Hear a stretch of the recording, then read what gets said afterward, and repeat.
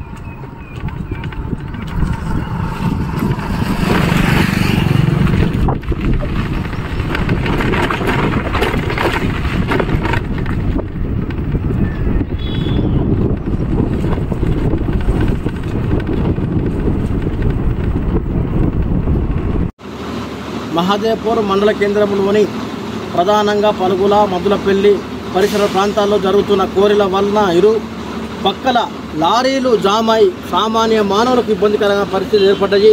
ఈ యొక్క ట్రాఫిక్ని కంట్రోల్ చేయడంలో టీఎస్ఎండిసి పిఓ గారు విఫలమైనారని చెప్పి మేము విమర్శిస్తున్నాం.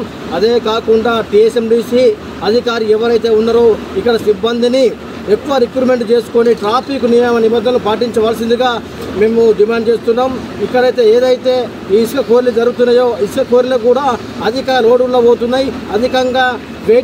అధికంగా ఏదైతే పరిమితికి మించి కూడా ఈ యొక్క అధికారులు దీన్ని లోడించుకోబోతున్నారు. దీన్ని తక్షణమే అధికారులు స్పందించి దీని మీద ప్రత్యేకంగా దృష్టి సారించి ప్రత్యేక చర్య తీసుకోవాలి.